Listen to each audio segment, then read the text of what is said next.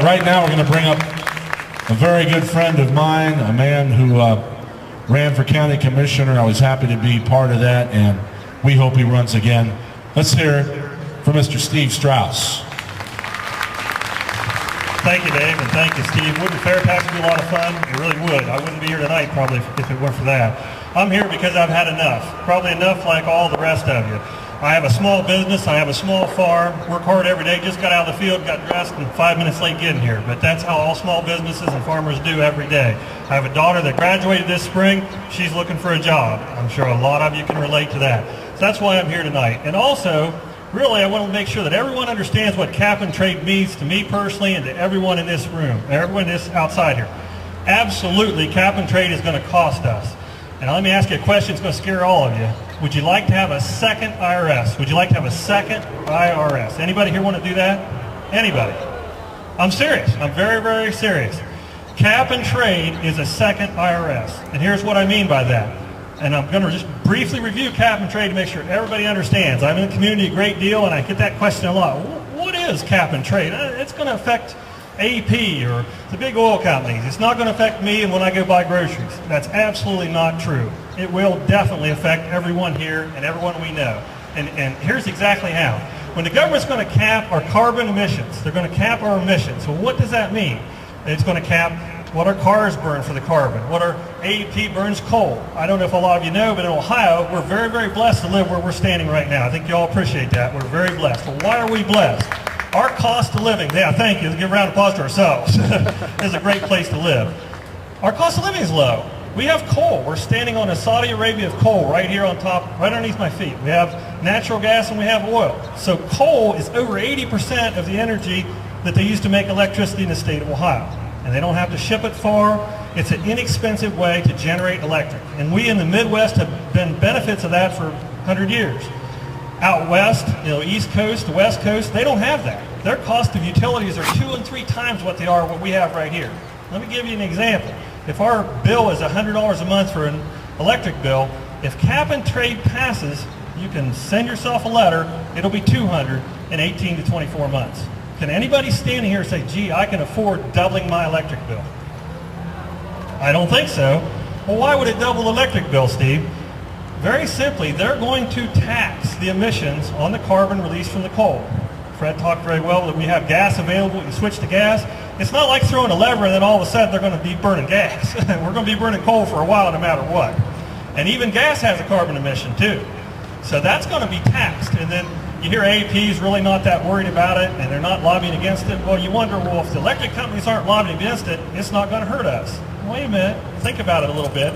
All the electric company is going to do is pass on to us. And here's an interesting fact. The Ohio Public Utilities Commission approves all rates for your electric bills and your gas bills, and it's a percentage. If the percentage that AP is allowed to make, let's make it easy on ourselves. I'm okay in math, but not great. Let's say it's 5% that they're allowed to make on profit. 5% on $100, $5. 5% on $200 is $10.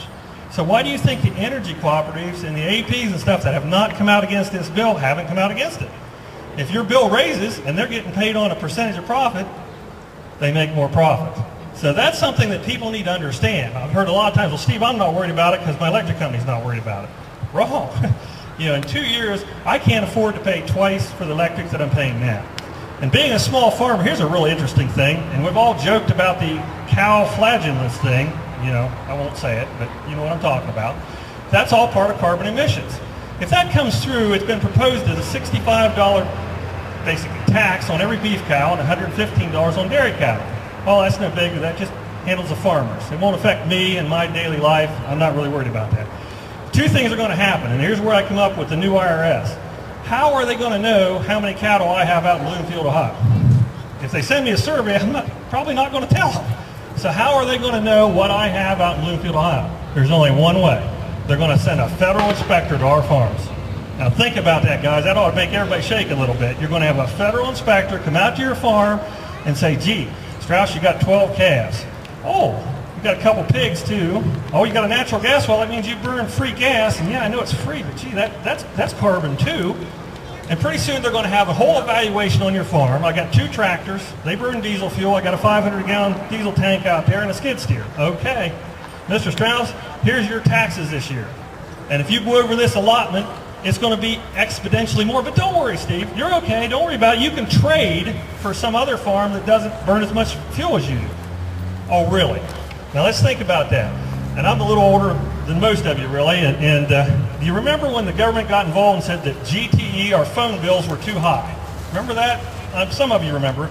My mom will never forget. We were paying $12 a month for our phone bill, and they deregulated the phones because the government said we had to. And my mom's next bill was $29, and I remember it vividly because she was almost crying over it. And that's back in the day. So what did the government do when they got involved in deregulation of the phone? Well, you need to have more choice. And there's a person here that can say, by giving us more choice on the phone bill, that our bill went down. It went up. And that's what's going to happen. So when I talk about a new IRS being the cap and trade bill, I really do mean that. They're going to hire agents to check and see who's burning what carbon, how much you're burning, and then the back end of that is how do we enforce that? So you're going to have enforcement agents. You're going to say, well, gee, you didn't pay what you needed to pay. Sounds like an IRS, doesn't it? It's exactly like an IRS. And they're going to do the same thing that they do with the IRS. They're going to audit your business, and it's going to cost us all a lot of money. How does that affect everybody standing here? Electric bills goes up. I pay $65 an extra for my cattle. Either I quit, that's one thing that, quite honestly, I might do for 12 cows, but some of the bigger guys won't quit. Two things happen. There's less beef cattle, less produce out there. Prices are going to go up at the grocery store. There's no doubt about it. You're going to pay twice the electric bill, and you're literally going to pay twice or three times your food in 2 or 3 years, without a doubt. Now, I don't really want to be the guy up here saying all the bad news. Everybody's getting quiet and getting scared. I don't mean it that way. But I want people to truly understand what cap and trade is. We've already lost the battle in the House of Representatives. We have not lost the battle in the Senate yet, although it looks bleak. But if everyone like myself takes some time out of their day and does something about it, writes a letter, emails, calls, the senators, I see the names and stuff written here, but not just ours. Call as many as you can. Email a blast out to every senator we have in the United States. If they get enough response, we may be able to do something about it. And if we don't, let's do something about it in 10, and let's do something about it in 12, because we have to take the country back for all of us that work all day and that we're standing out here in the rain tonight.